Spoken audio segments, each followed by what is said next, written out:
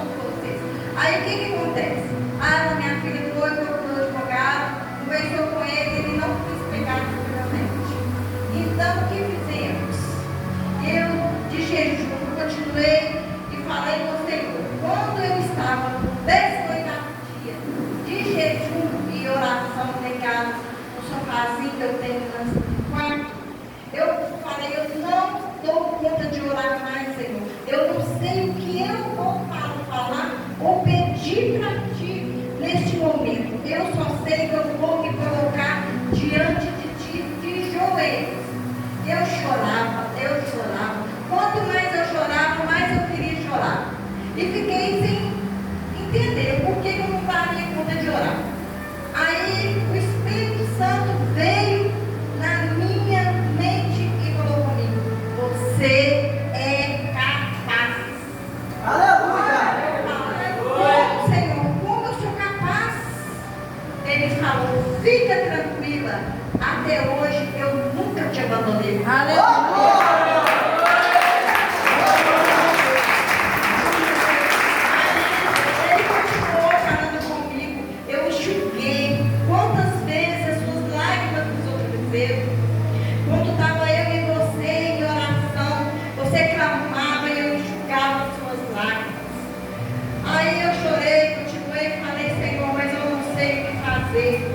Mas ele falou: eu vou te orientar e você vai fazer o que é preciso ser.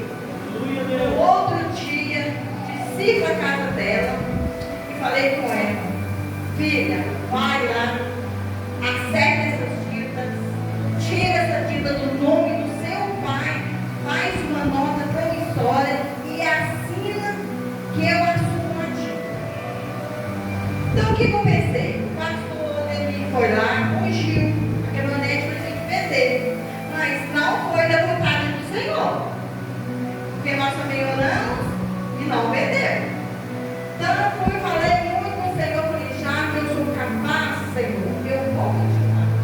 Então, o que a gente fez? Eu peguei essa dívida, eu sou aposentada, hoje não tem nada mais para pagar, graças a Deus.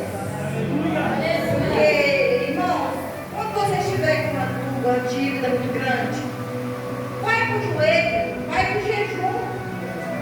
Só Ele é capaz de visitar. Porque se estão de joelho, é porque o Senhor está no comando da Aleluia. Ele propôs com a gente, Ele não abandona filho seu. Glória a Deus. Então, a gente foi, o que acontece? A dívida era bem grande, igual ela falou. Mas o homem que fazia a dívida era muito rico. Então, ele tirou do juro 28 mil da dívida. Glória a Deus. Tirou 28 mil e falou: não vou cobrar juro um tostão de vocês. Aleluia! Glória a Deus. Aí, ela foi e assinou a nota promissória. Então, a outra dívida também, a gente teria que vender, como eu falei que aconteceu na graça, que a gente tinha uma vaca lá muito boa de leite, que o valor dela seria de 8 mil ou mais. E falei com a Glorinha: se a outra dívida ficou em 6 mil, eu vou conseguir pagar também. Aí, o que eu fiz? Eu tinha uma poupança, mandei ela tirar essa poupança, ela foi no advogado, pagou essa dívida do pai dela.